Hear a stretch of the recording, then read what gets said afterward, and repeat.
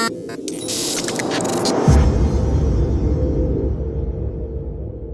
va este gran amigo de Federico Anaya y de David Peña, el fiscal Alejandro Gertz Manero.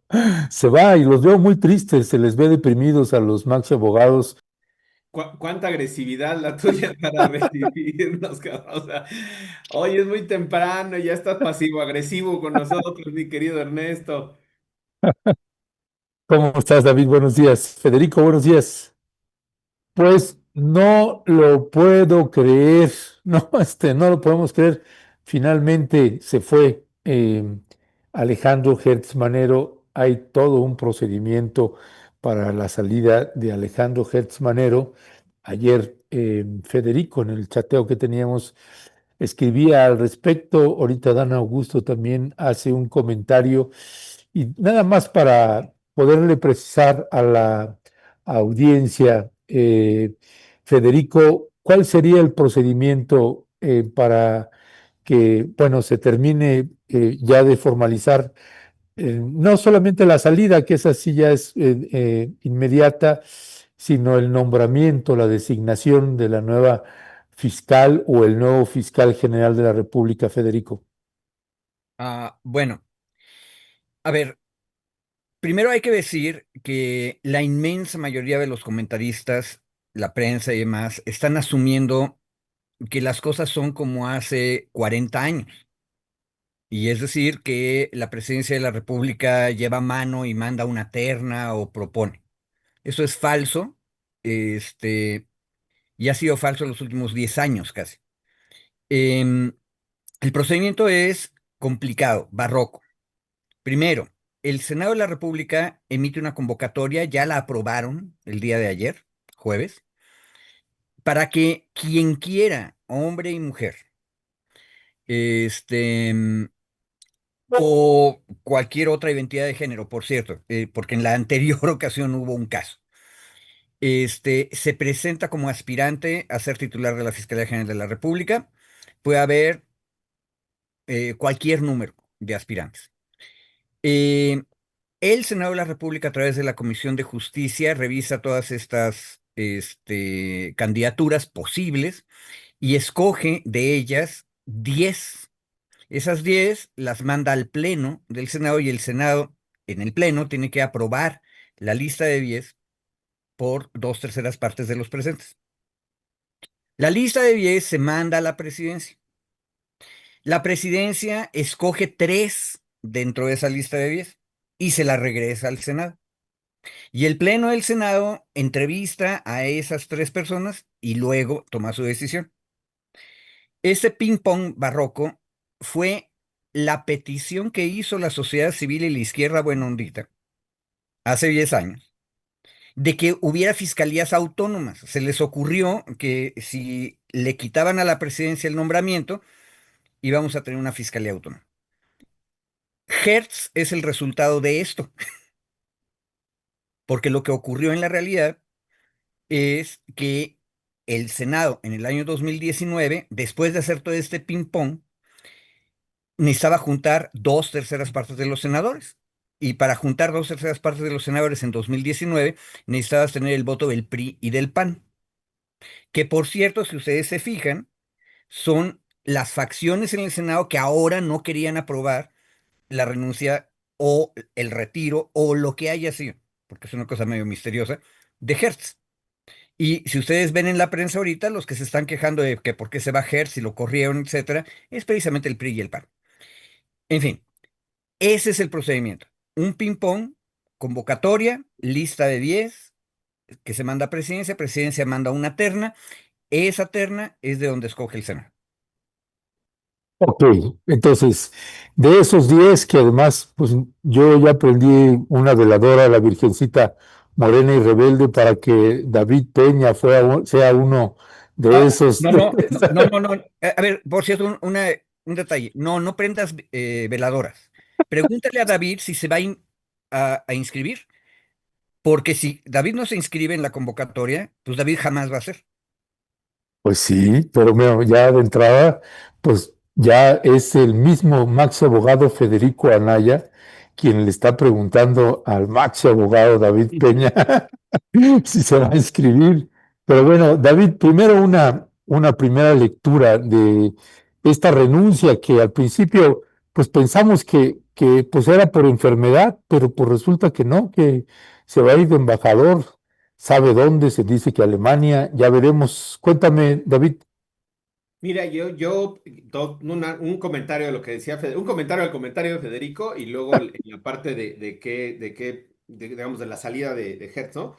Creo que en esta parte que dice Federico, justo creo que se hizo este procedimiento barroco, rocambolesco, que dice él, y tiene razón, precisamente para que se mantuviera, para que la persona en la Fiscalía General de la República y en las fiscalías locales no fuera designada, a ver, ¿cómo decirlo? En el anterior sistema era designado directamente o designada directamente por el titular del Ejecutivo, tanto a nivel local como a nivel federal sin que implicara un procedimiento, digamos, de contrapesos o de acuerdos políticos. Esto lo que daba, y esa es la lógica de la reforma, no solo es buena ondita, como dice Federico, tiene todo un análisis de lógica política.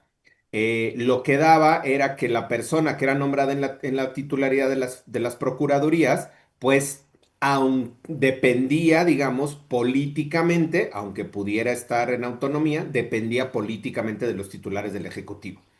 Y entonces, ¿qué se buscó con esta reforma? Que se tuviera que tener el acuerdo en el Congreso, en los Congresos y en este caso en el Senado, de dos terceras partes, lo que implicaba en el 90% de los casos, 80% de los casos a nivel nacional, que hubiera un acuerdo con la oposición, independientemente del gobierno que gobernara del partido, el PAN, el PRI, Morena, Movimiento Ciudadano, en las gubernaturas o en la presidencia implicaba un acuerdo político con la oposición y por lo tanto implicaba, eso era en términos políticos, que no dependiera totalmente o completamente políticamente del titular del Ejecutivo. Así se planteó la lógica. Ujú. Así se hizo cuando se nombra a Hertz Manero, incluso Federico aquí ha señalado que la propuesta de Andrés Manuel no era Hertz Manero, iba en la terna, pero la propuesta uno de Andrés Manuel López Obrador del presidente, expresidente, era Bernardo Batis. Cuando no dan las dos terceras partes para nombrar a Bernardo Batis, en los acuerdos con la oposición implica el nombramiento de Hertz. Que Hertz fuera en esa terna y que con el pasado de Hertz, la historia de Hertz y los acuerdos políticos obscuros de Hertz fuera en la terna, no es responsabilidad de la oposición ni de la izquierda buena ondita. El propio presidente mandó en esa terna a Hertz Manero, a sabiendas de que de que no le alcanzaban los votos y que en una de esas podía quedar Hertz. Entonces, todos estos mecanismos que se establecieron no solo es de buena onda, de querer, tiene todo un análisis del efecto de los contrapesos políticos que son necesarios en cualquier democracia y en cualquier gobierno y en cualquier ejercicio público. Cerrado con ese comentario de que no fue solo de que se nos ocurriera a sociedad civil, es todo un procedimiento que implica esta valoración política. Al final, insisto, que tengan juego también la oposición, independientemente del partido que sean.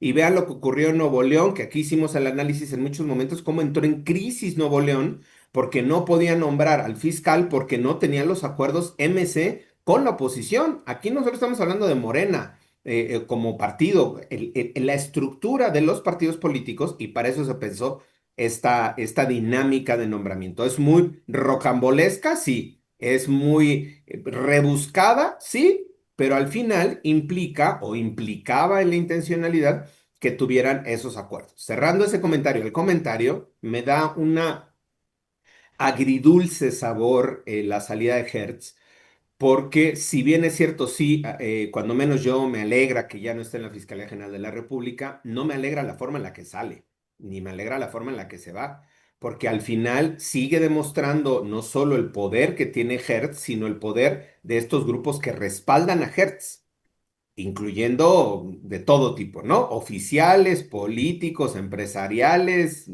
no sé si criminales, pero que siguen. Cuando dices la forma en que se va, ¿a qué te refieres? Mira, la forma en la que se va, a mí me parece que él negocia al final su propia salida, ¿no? Como buen político de antaño, negocia su salida y la negocia de una forma bastante digna, diría yo.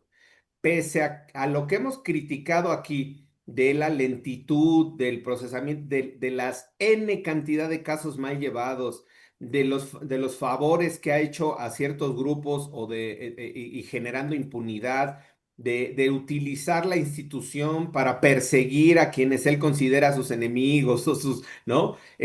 Pese a todas estas irregularidades, deficiencias, no se hace un proceso de destitución o no se hace un proceso crítico político, quizá no de destitución, pero no se hace un proceso crítico sobre su trabajo, sobre su desempeño, sobre su protección o sus acuerdos con ciertos grupos, sino que él negocia la salida, entendemos el mensaje que manda la presidenta, decir, pues ya queríamos su salida, digamos, no lo dice públicamente, pero se infiere en la lectura y él negocia su salida, incluso, y ahí terminó, cuando decía Federico, no sabemos qué fue lo de Hertz, porque la carta que mandó no es renuncia, no se separa por enfermedad, no es una causa grave, entonces dice literalmente, me voy a otro país y ahí les dejo el changarro.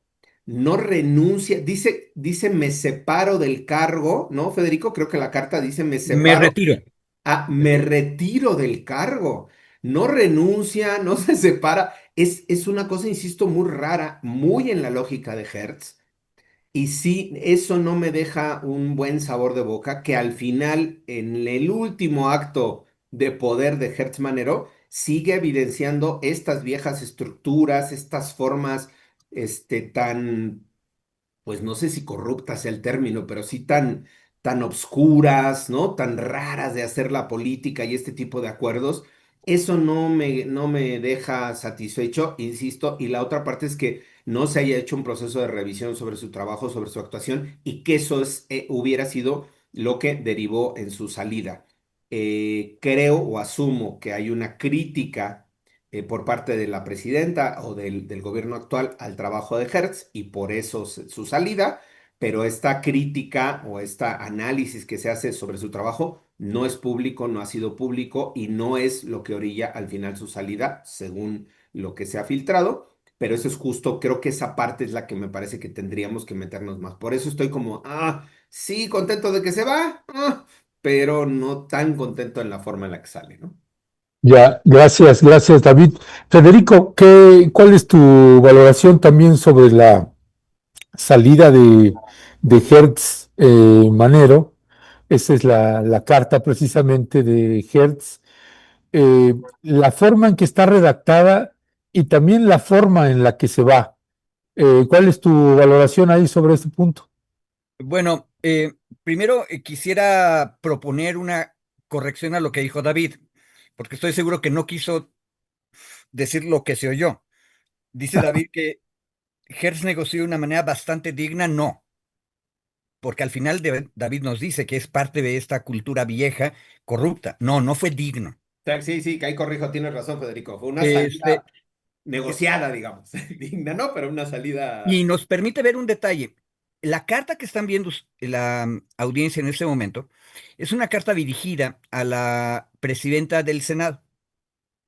Y ahí el señor Hertz le dice a la presidenta del Senado que Claudia Sheinbaum decidió mandarlo a una embajada. Bueno, para que la audiencia se imagine lo ridículo que es esto, piensen que yo puedo ahorita escribir una carta aquí desde mi biblioteca y le digo a la presidenta del Senado que Sheinbaum me nombró embajador en Mongolia y le pido que si por favor empieza los trámites para que me aprueben. Es completamente irregular. Quien manda las propuestas para embajadores es la presidencia, no el nombrado, no el propuesto. Entonces, eso es Hertz completo. Está mostrando que él puede hacer las cosas, que le vale gorro la ley y que puede abusar de su prestigio, de su antigüedad, etcétera. Y aquí no es Hertz, aquí no va lento, va rapidito, está peleando.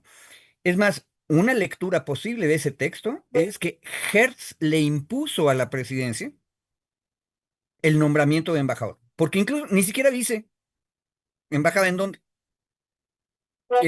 La presidenta tampoco nos ha dicho a dónde.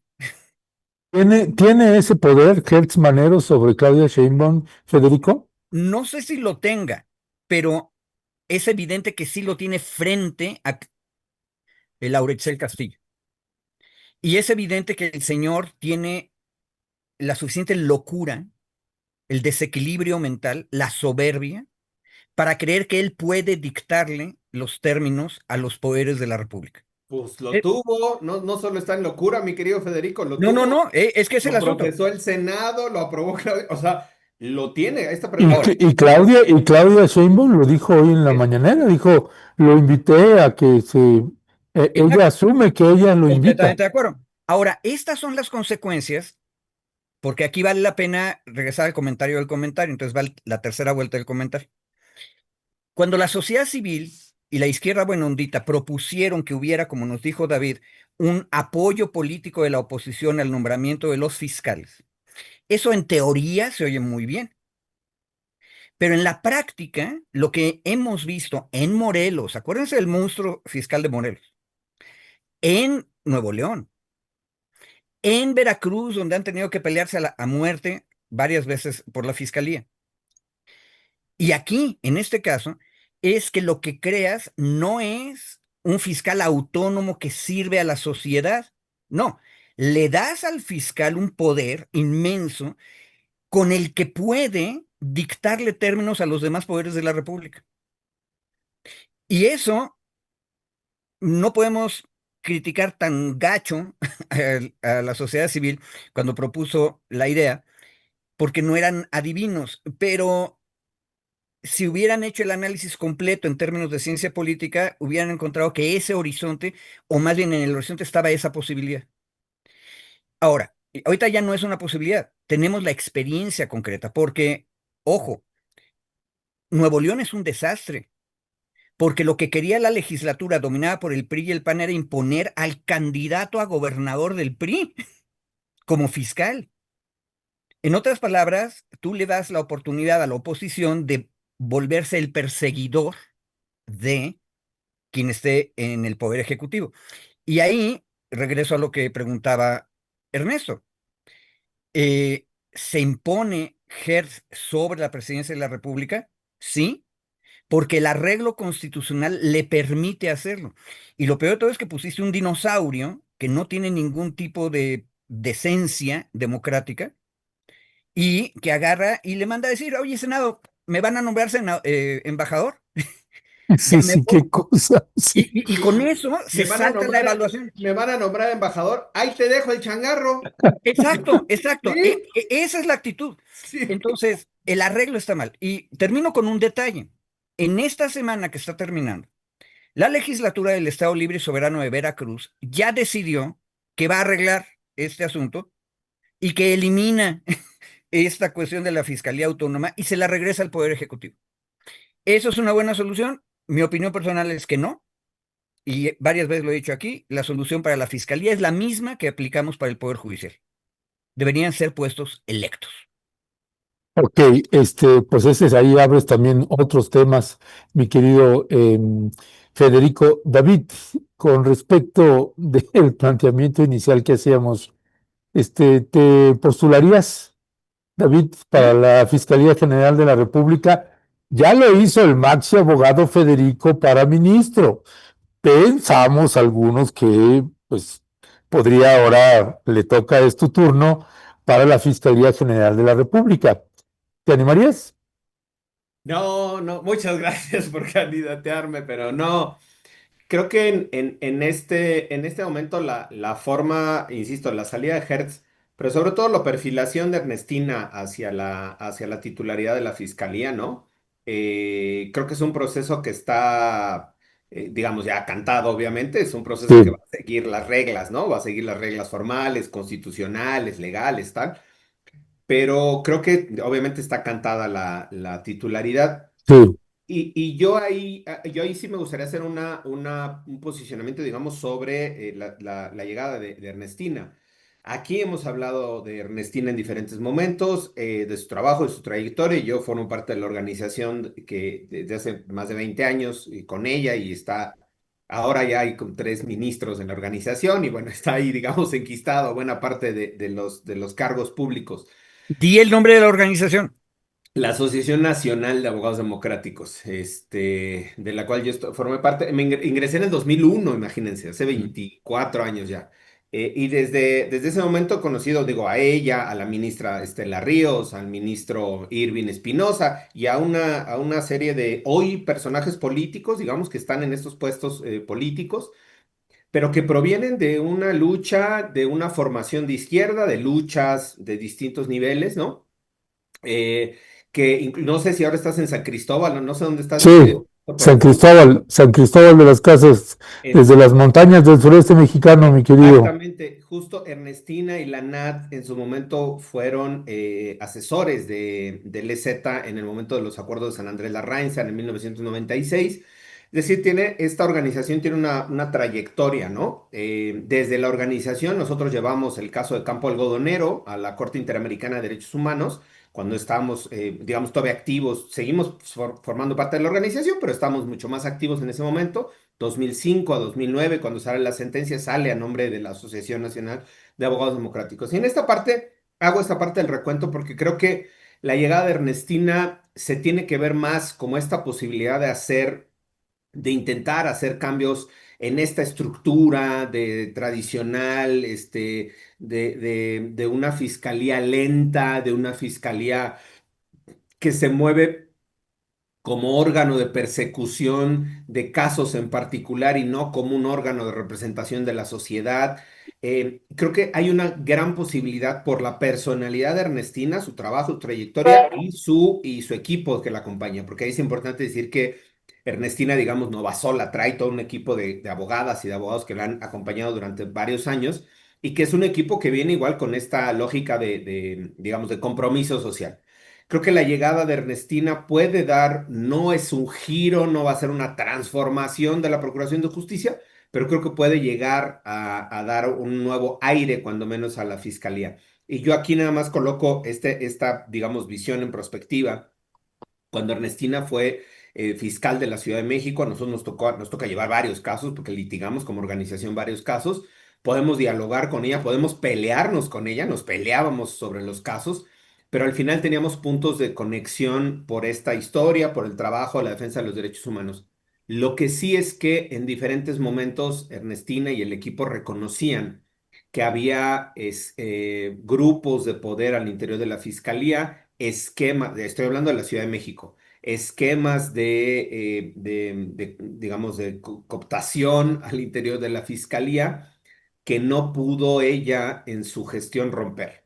Estuvo 4 años al frente de la fiscalía, pero en diferentes momentos se reconoció, digamos, que había estas estructuras de poder internas en la propia fiscalía que no se podían romper y que impedían avanzar o que impedían lograr los objetivos que ella como fiscal general se había planteado o su equipo. Entonces, la llegada a la Fiscalía General de la República creo que es, insisto, una buena noticia. Mucha de la gente dice es que se va a perder la autonomía y Lore dijo, son 3 kilómetros hacia el autoritarismo, una cosa así de absolutamente absurda.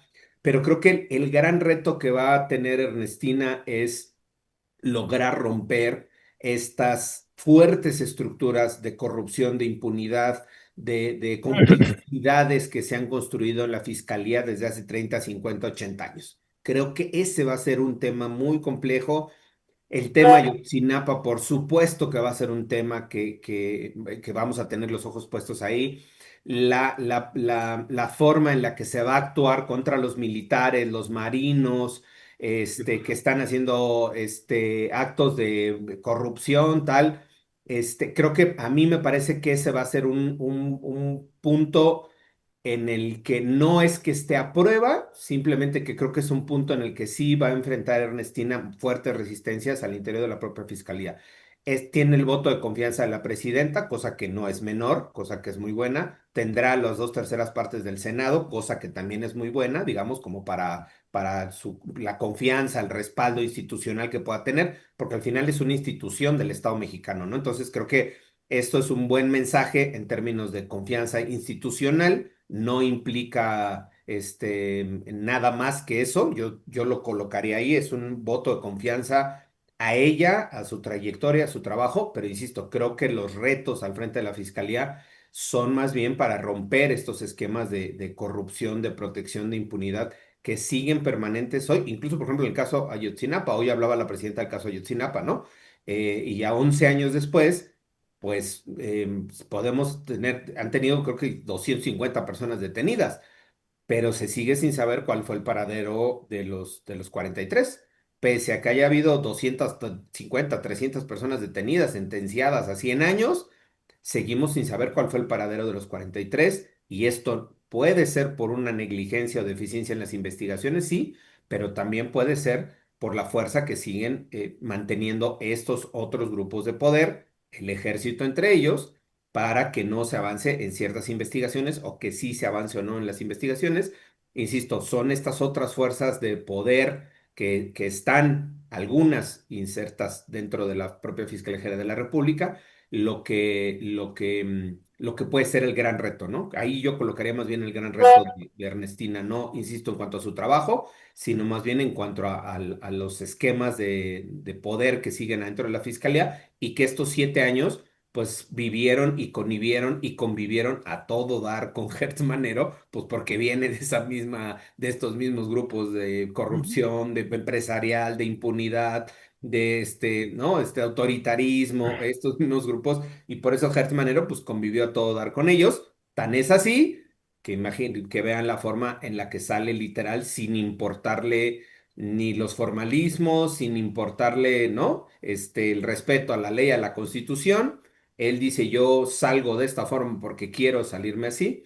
Y creo que eso, yo colocaría eso. Hasta la pregunta de si me iba a lanzar o no, no, porque ya está cantada con Ernestina y creo que son estas dos líneas, digamos, estos dos canales que tenemos que revisar. El trabajo de ella, la historia, trayectoria, pero las resistencias que va a enfrentar al interior de la fiscalía.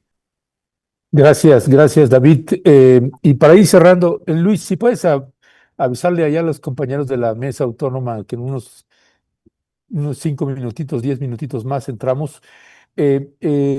Bueno, David, nada más comentarte, yo creo, es una opinión personal, que más allá o además de que esté cantado o no, que va a ser Ernestina Godoy, la nueva fiscal, yo creo que valdría la pena, David, que te inscribieras y entender y conocer el mecanismo, el proceso, la argumentación. Y bueno, yo creo que valdría la pena, porque yo ni siquiera lo veo como un asunto de competencia, sino de que el propio país tenga pues más opciones de fiscalías y se mueven siempre tantas cosas que uno nunca sabe qué vaya a suceder ahí. Creo que la oportunidad de que la Cámara de Senadores también y la propia Presidencia de la República tuvieran otros participantes ahí que escucharan otros ángulos y otras miradas también de los pendientes y de las cosas que se tienen que corregir dentro de un monstruo como es la Fiscalía General de la República, valdría la pena, ojalá pudieras reconsiderarlo y pudieras participar. Mm, Me parece, y puedo intuir también que Federico en su momento cuando participó, pues claro, dices, pues que vaya yo a ser designado ministro, va a estar caramba, pero aún así tuvo una participación que además me parece fue importante y digna y que aportó también muchos elementos del papel que tiene que tener un ministro dentro de la Suprema Corte de Justicia de la Nación. Así que ojalá puedas considerarlo, mi querido David. Y Federico, yo te preguntaría también para ir cerrando eh, dos puntos que te plantearía. ¿Cuál es tu mirada y tu opinión sobre Ernestina Godoy? Y si le consideras que tiene suficientes herramientas también para asumir la Fiscalía General de la República, que además yo ni me quiero imaginar que te digan, bueno, aquí tienes este monstruo, hazte cargo de él, ni quiero imaginar toda la estela ahí de pendientes que se tienen que corregir y resolver.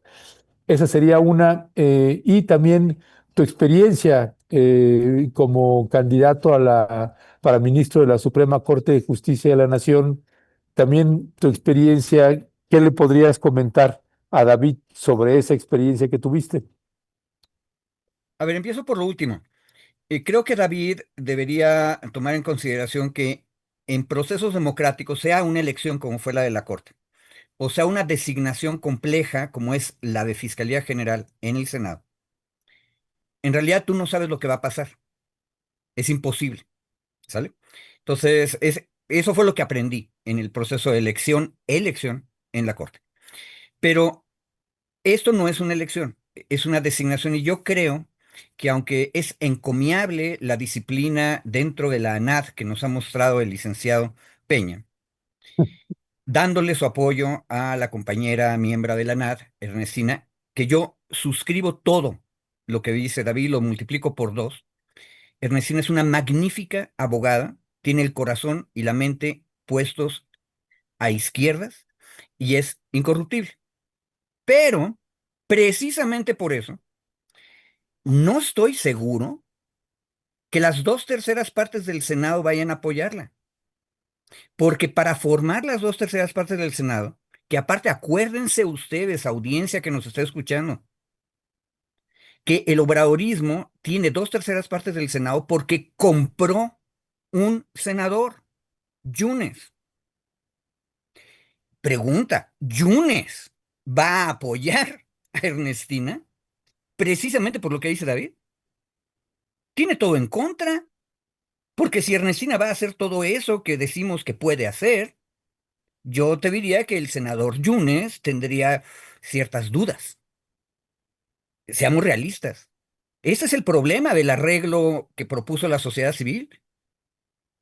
Y segundo, no es nada más Yunes. ¿Ustedes creen que los verdes de San Luis Potosí, el gallardismo, va a apoyar a Ernestina?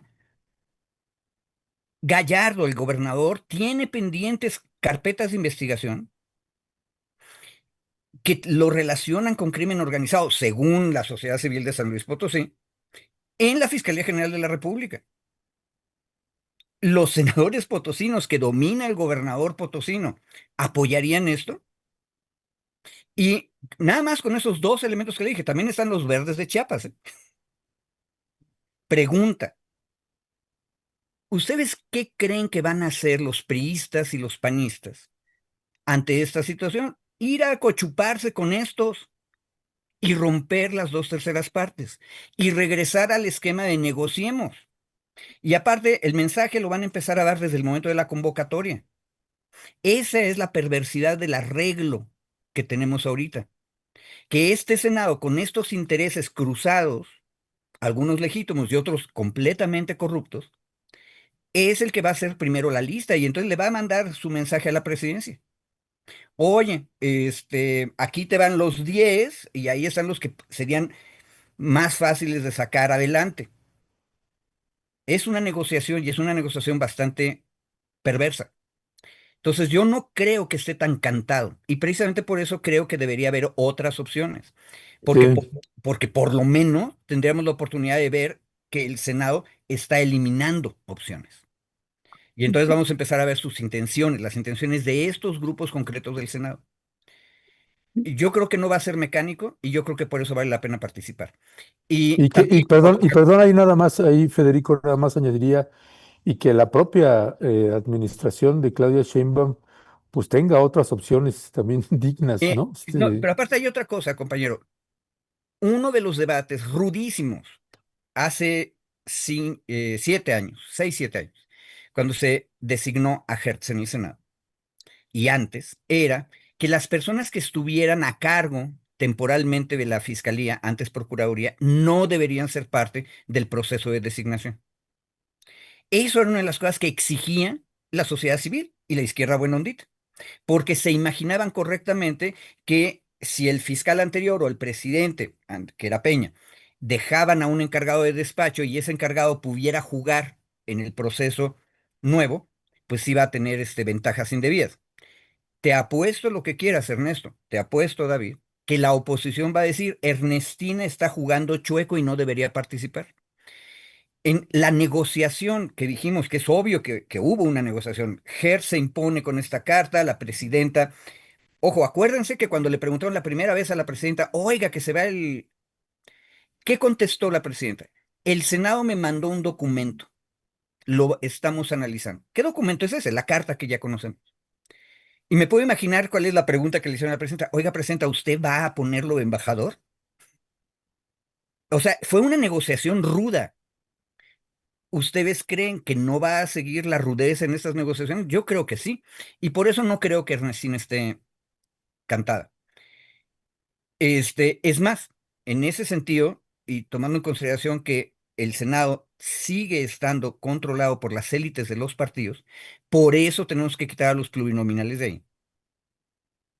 Entonces, lo que vamos a tener es una negociación muy ruda donde lo que van a buscar otra vez todas las élites es impunidad.